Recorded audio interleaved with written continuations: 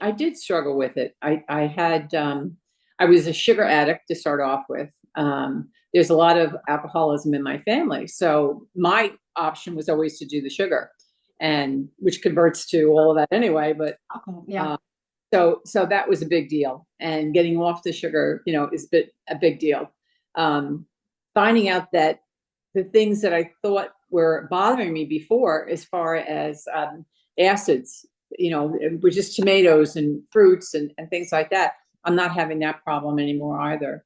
My weight has been just steadily decreasing, and I'm really not doing, I mean, outside of the dieting part of it and the normal things I do, walk the dog or whatever, it hasn't been that much.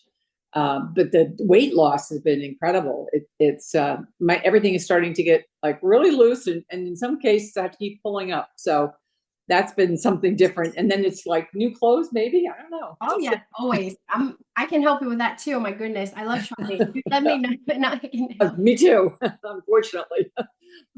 But I think overall that I feel more awake than I have before too. So that's, I feel like I'm more present, but put it that way. I don't feel like I'm so slugged out all the time, which I really, I would get up in the morning and feel just as tired as I was before I went to bed at night. So that's been pretty good and stuff. So yeah, like I said, when it was in the 240s, that was just absolutely put me over the edge. I just thought I'd never seen anything like that. But I have gone through hysterectomy, and I was on radiation treatment. So I knew that probably the sugar was being affected by that, perhaps. But still, even with that, I couldn't get it down. I just couldn't get it down. And of course, I wasn't eating anything different. So, I thought I was doing fine, but it was a lot of the sugar, I think, and things like that. So now it's just, every time I look at it, it's just, no, this is the lowest I've seen it so far, 89. That's really impressive. Yeah.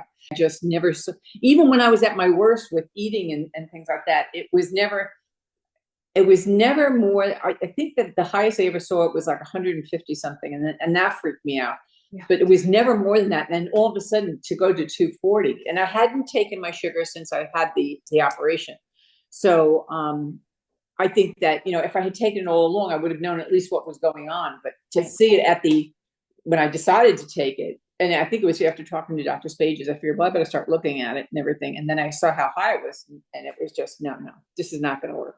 I did. I actually talked to somebody last night, a friend whose husband has fatty liver, like me. And I told her what I was doing, what the protocol is, how I started off, and now that I'm in the second phase of it, and that it has changed how I think and what I do.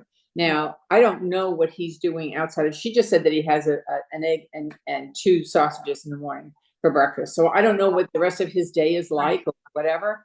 But they were all encouraged because they saw the weight loss. That's always what strikes everybody first.